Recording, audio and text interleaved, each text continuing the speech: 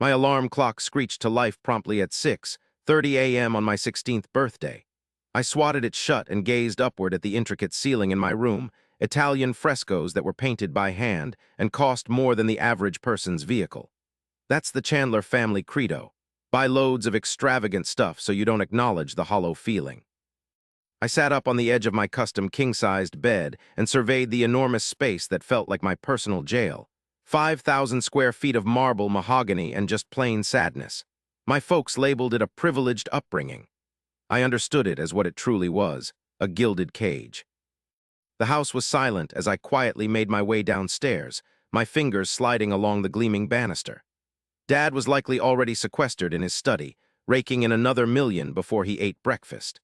Mom would probably be at her Pilates class or chatting with her decorator, anything to avoid the responsibility of actually being a parent. "Happy birthday to me," I quietly said to myself.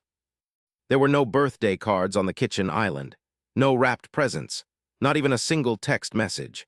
I'd been around for 16 years and the affection I got from my parents hadn't changed one bit.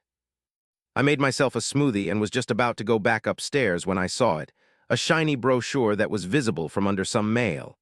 I pulled it out, my heart skipping a beat. The gold lettering embossed onto the cover declared, "Exclusive Villa Retreat, Amalfi Coast." As I looked through the pages, I saw sun-drenched terraces and stunning infinity pools, all with views of the Mediterranean.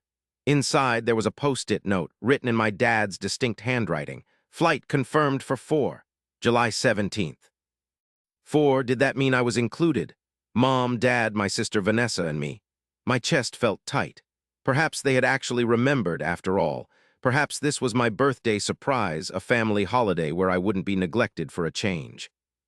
I was still holding the brochure when Vanessa entered, already in designer jeans and a silk blouse that likely cost more than most people's monthly rent. "What's with the goofy smile?" she questioned, giving me a side-eyed look as she took a bottle of water from the fridge.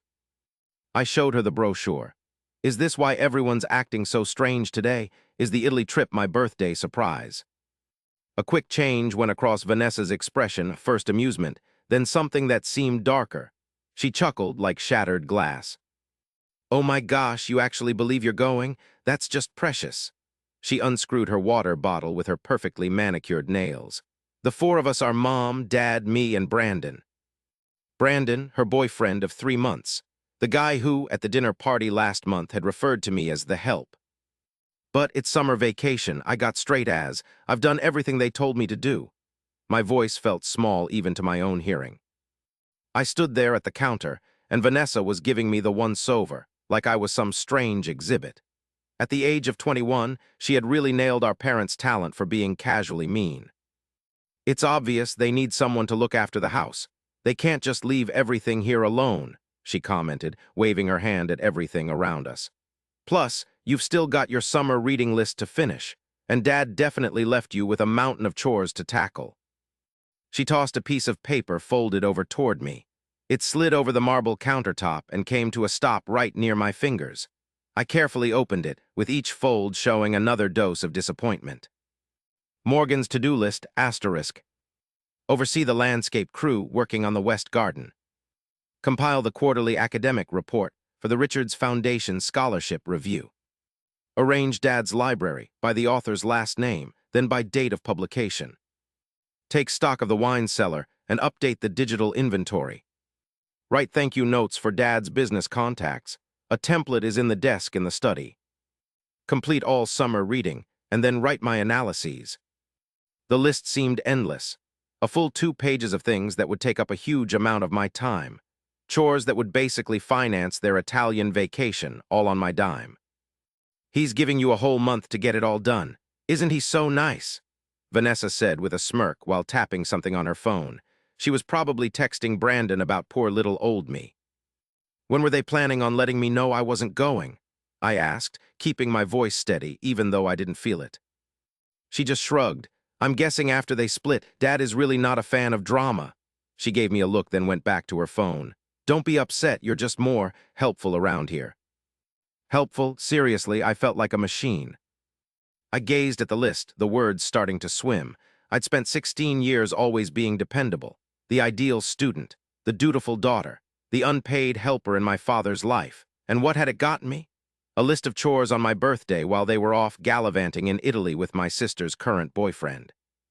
Something inside me broke, not like glass but like ice cracking under my weight. It was a moment of perfect understanding. I looked over at Vanessa, who was still completely engrossed in her phone, and at that moment, I saw my whole life stretched out before me if things stayed the same. Years of being the family workhorse, always watching from the sidelines while they enjoyed the benefits of everything I did. Without looking away from her, I took the list of tasks and slowly, purposefully tore it in two. Then I tore it into quarters, then eighths. The sound of the paper ripping echoed in the kitchen, and Vanessa's eyes widened. "What are you doing?" she demanded. I let the pieces of my servitude fall onto the countertop, giving myself a real present for my birthday. "Dad's going to be furious," she said, but I could hear the doubt in her tone. She'd never witnessed me rebel in 19 years, not even once. Maybe it's time someone around here did. I turned away, my heart pounding in my chest. Tell them I'm going to be occupied with my own plans today. I left the kitchen, and Vanessa continued to watch me go. As I moved away, the icy surface of things got more fragile, and the murky depths underneath became visible. I'd been frightened of that feeling my whole life. I was scared of letting them down, terrified of not getting any of their focus. However, when I turned 16, I took the plunge, allowing myself to get swallowed by the icy depths of anger. It was time to stop being pulled under and to start fighting. Back in my bedroom, I sat on my bed with my legs crossed, my hands trembling as a rush of energy surged through me. I'd never stood up to them. I'd never ripped up one of my dad's carefully crafted to-do lists. I'd never walked out on Vanessa in the middle of talking. "All right, Morgan, think this through," I quietly said to myself. That shredded list was just a rebellious impulse. It was satisfying, sure, but totally pointless if I didn't follow through. I needed a plan, proof, some kind of advantage. I got my laptop and began a new document, naming it the Truth Project. The initial step was to find the pattern. I went through my desk until I located the previous lists my dad had given me. I'd kept them all, as the obedient child I had been. I put them in order, going back 3 years, and started making notes. The summer before freshman year, 36 tasks, 4 weeks predicted to complete. Winter break of freshman year, 42 tasks, 2 weeks predicted to complete. Spring break of freshman year, 38 tasks, 1 week predicted to complete.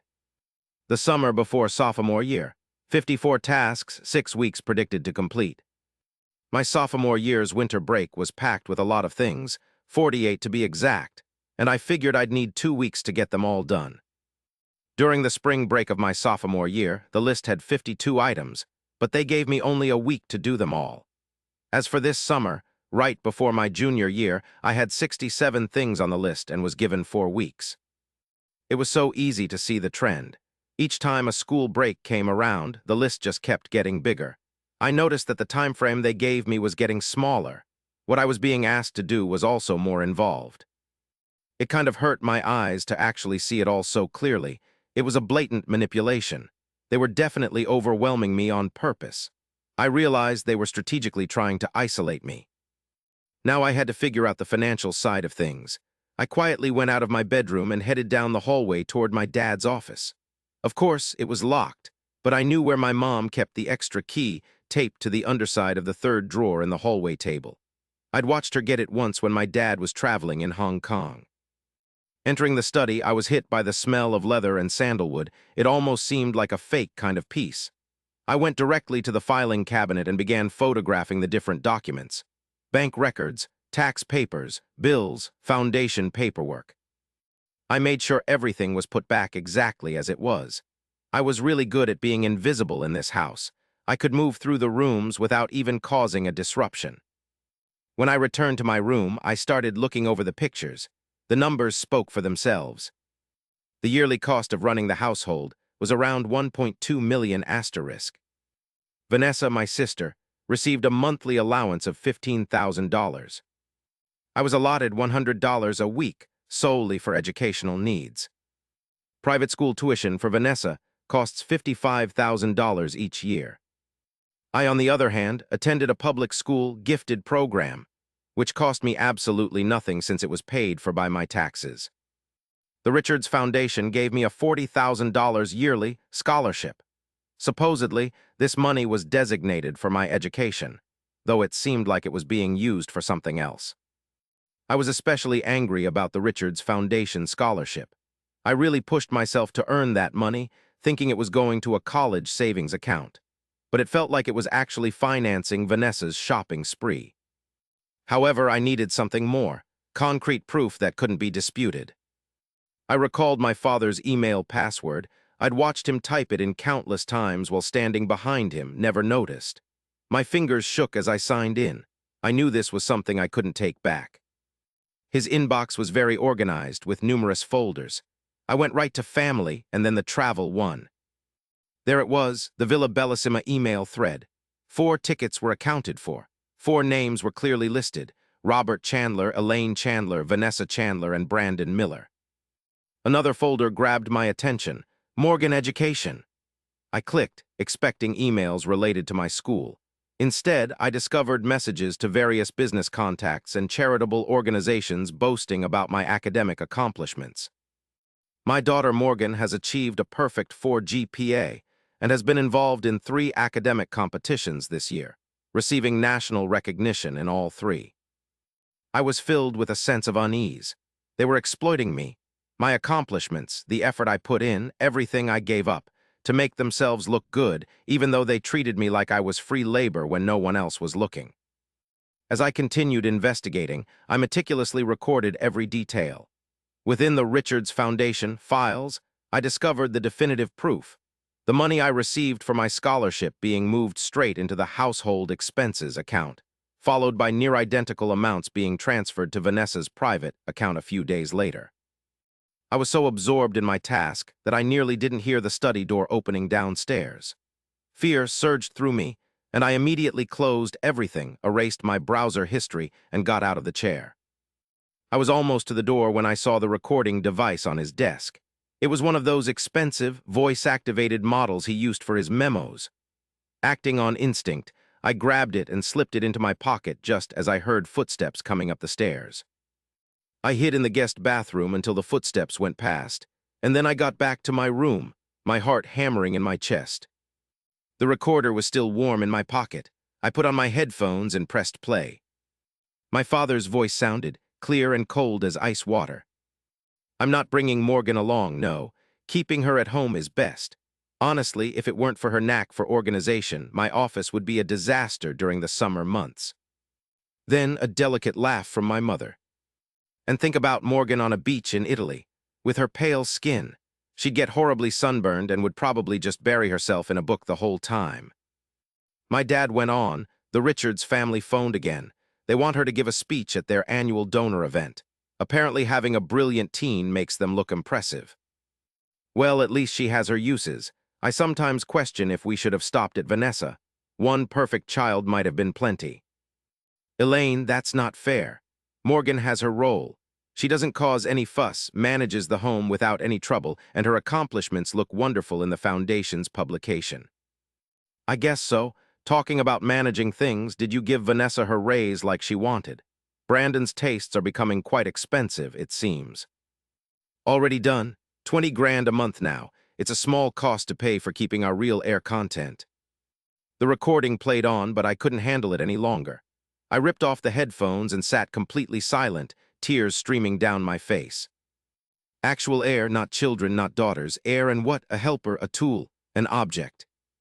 The gentle tapping on my door yanked me from my troubled thoughts. Quickly, I cleared my face and hid the recorder beneath my pillow. "Morgan," I recognized Zoe's voice, my closest friend since middle school. "Your mom let me in. Happy birthday." I opened the door, and there she was, holding a small gift bag. Her worried expression intensified when she took a look at me.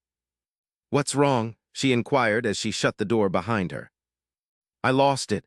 Everything came gushing out. The Italy trip, the endless list of tasks, the investigation, the recordings. Zoe listened quietly, her expression changing from surprise to outright anger. Once I was finished, she took my hands in hers. "This is wrong, Morgan. They're emotionally and financially manipulating you." "It's my word against theirs," I replied. "And they're Robert and Elaine Chandler. They're well-respected people. They donate to a lot of organizations here. Not if you have evidence. Zoe's eyes were blazing, and it seems like you've already started gathering it. What good is proof? I'm 16. I can't just take them to court or anything. No, she said, agreeing, but you can stop them from using you ever again. She held my hands tighter. You've spent your whole life being their perfect, unseen daughter. It's probably time they saw the person they actually made. As I thought about Zoe's words, my phone buzzed with an alert. I quickly looked at the screen and I felt a chill go through me. It was an email from James Peterson, my parents' lawyer.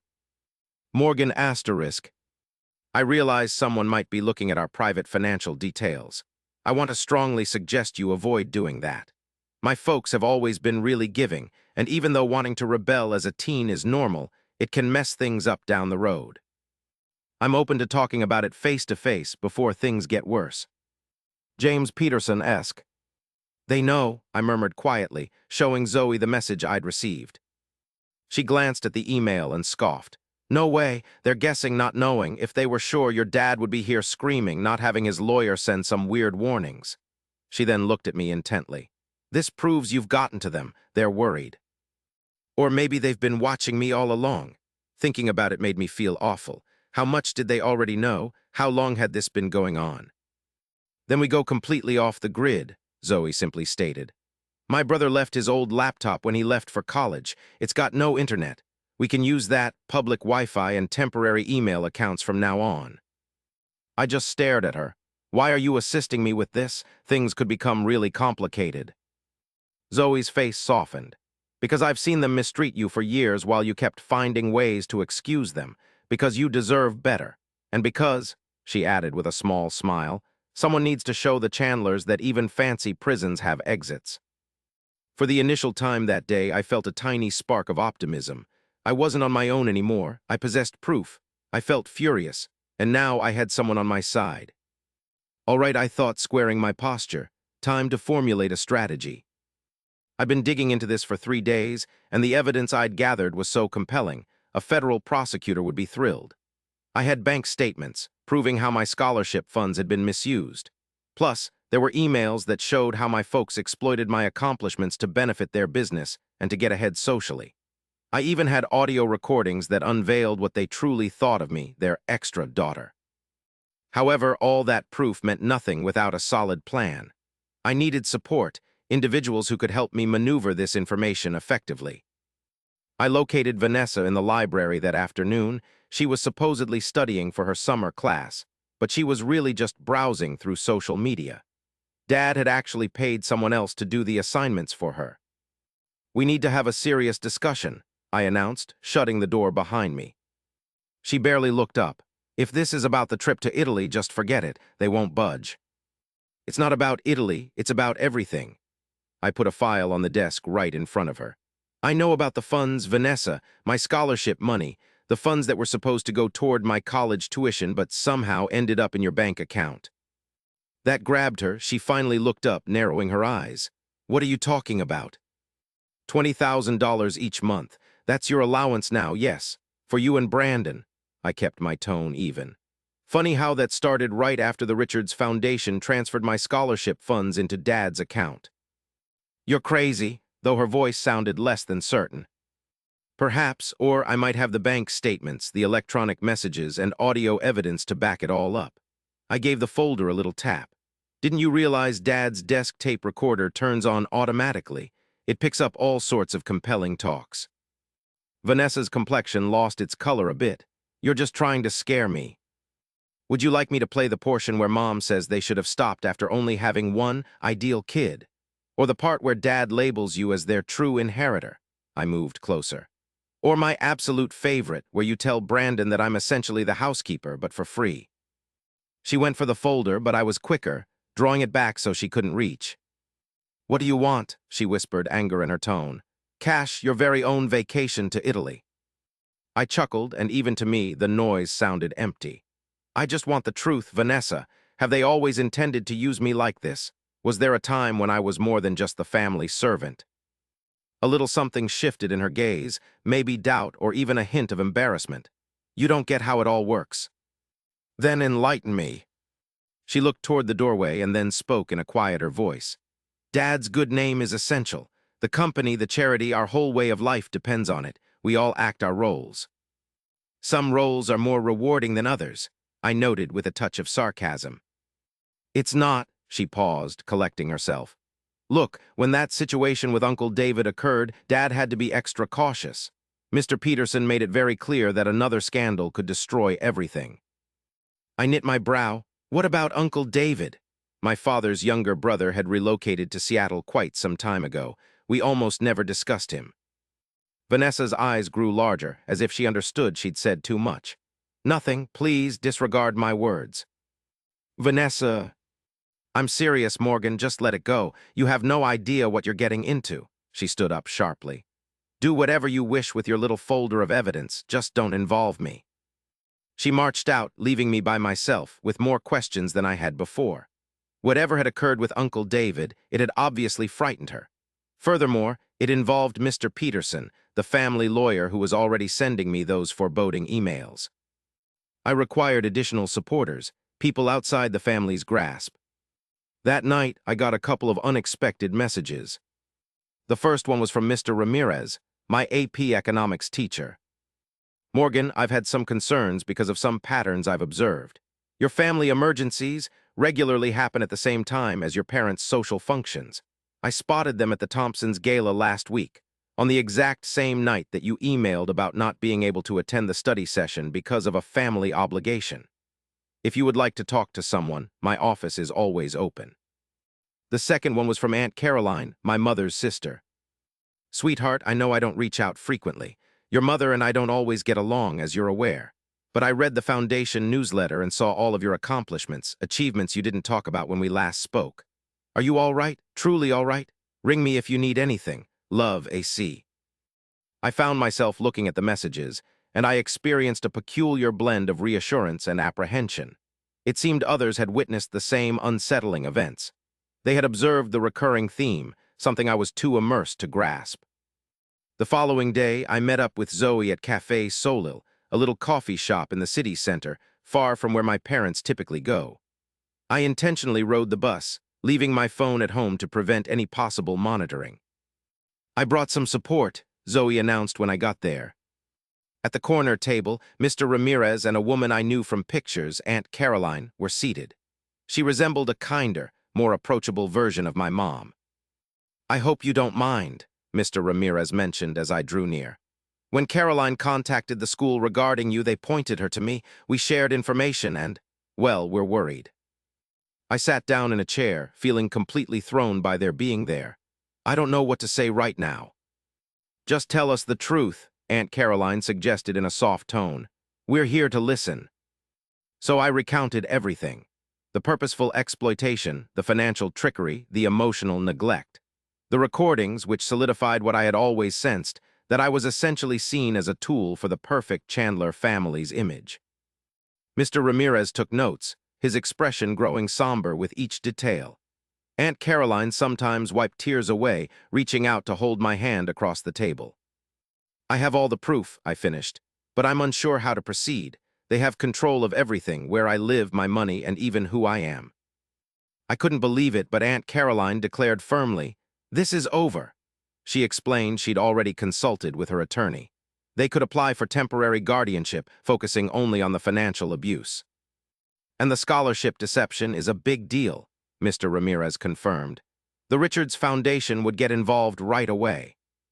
I surprised even myself when I said, I don't want to ruin them.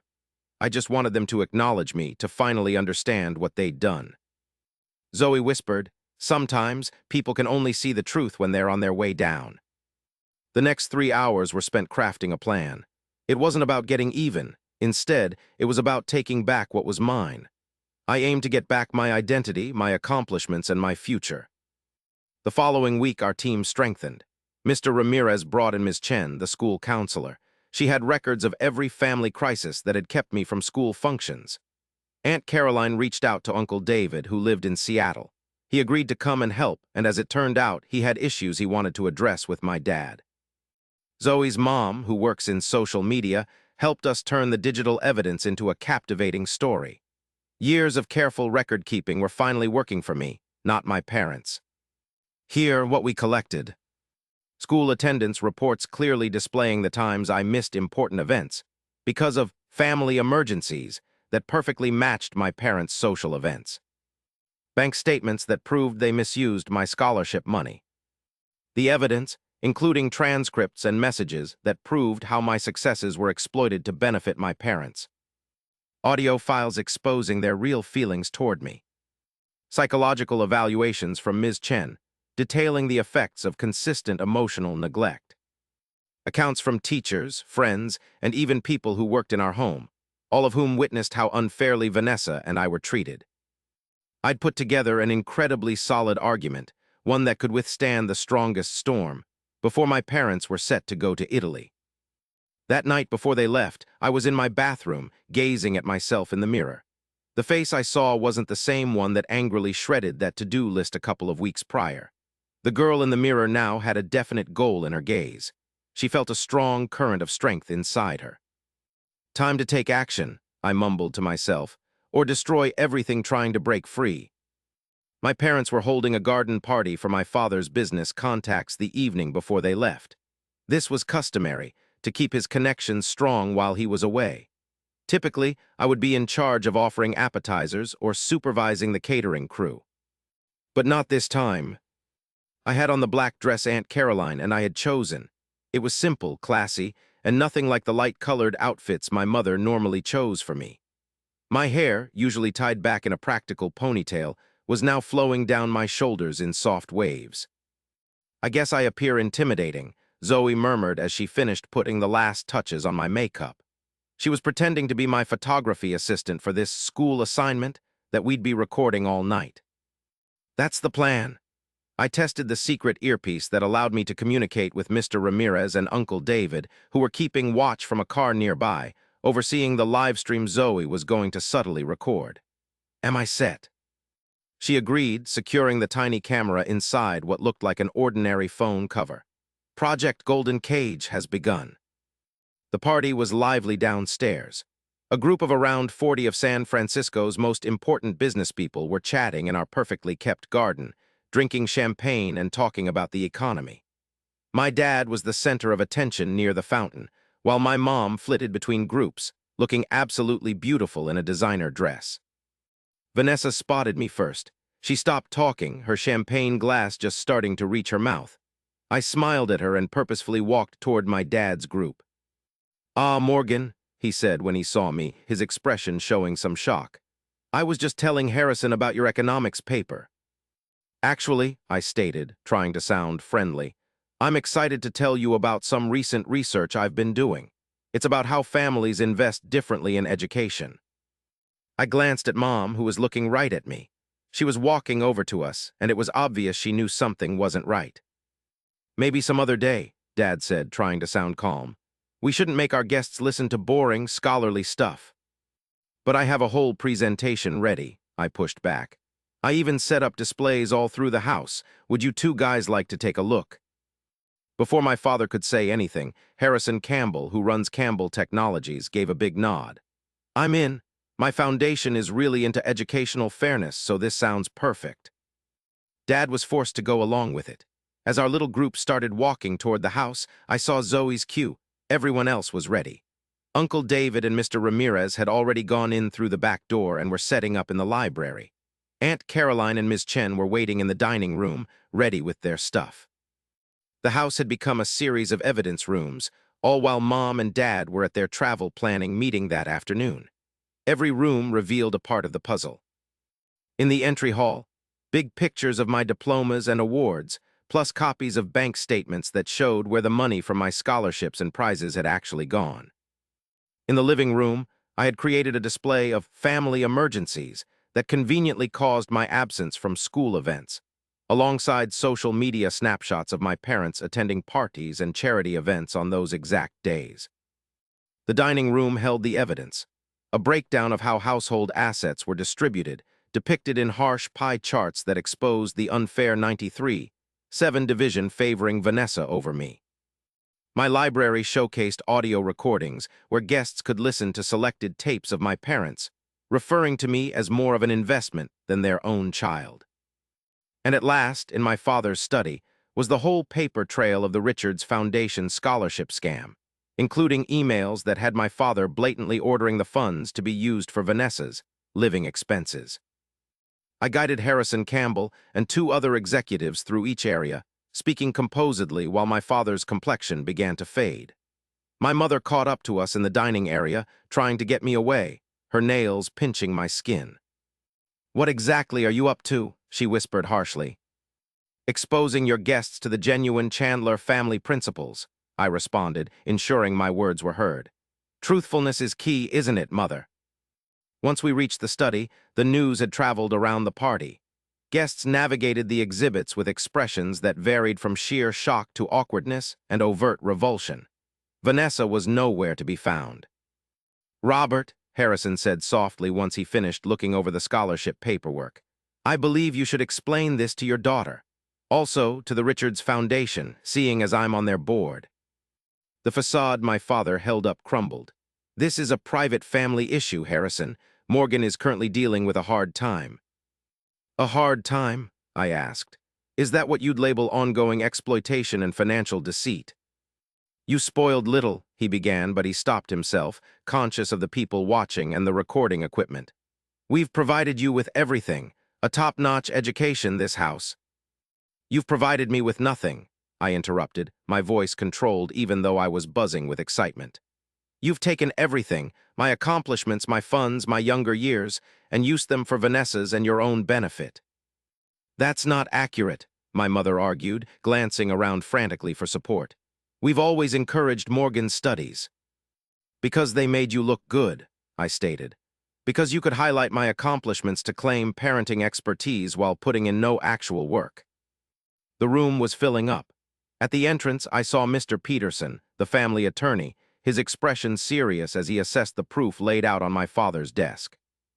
"Robert," he stated quietly, "I need to have a word with you immediately." My father started to follow him, but I blocked his way. "Wow, Dad, you're running off? That's a switch. I'm usually the one who has to vanish when things get awkward." I indicated the people who were nearby, "But not this time. I'm not going anywhere. I'm finished being your quiet follower." He barked, "You're only 16. His patience was completely gone. "You don't have a clue what you're doing." A new voice interjected, "Actually, she does know precisely what she's up to." From the rear of the room, Uncle David came forward. What little color Dad still had vanished from his face. "David," he muttered, "you shouldn't even be here." Uncle David answered in a composed tone, "I have every right to stand by my niece," he added, "especially since it looks like we're doing this all over again." The crowd stirred. It was obvious that the older executives were aware of whatever had happened between the two brothers. Mom gripped Dad's arm. "We have to stop this right now." But stopping things was impossible. Zoe in the living room had linked her camera to the TV. The live feed was up on the huge screen, broadcasting every second to a crowd that reached far past our garden. Vanessa showed up out of nowhere, face red from crying. "They're canceling the villa," she informed our parents, not paying attention to the audience. "Brandon just phoned. His dad saw the live stream and pulled him out." Mom asked sharply, "What live stream?" Zoe took a step towards me, right on schedule. "The video's got over 5,000 viewers right now," she announced, "and that includes the Richards Foundation board members as well as the Davis and Crane partners." She emphasized my father's company with a careful tone. The room went quiet as everyone absorbed what this meant. My dad started to reach for his phone, likely to call his damage control people, but Mr. Peterson stopped him with a shake of his head.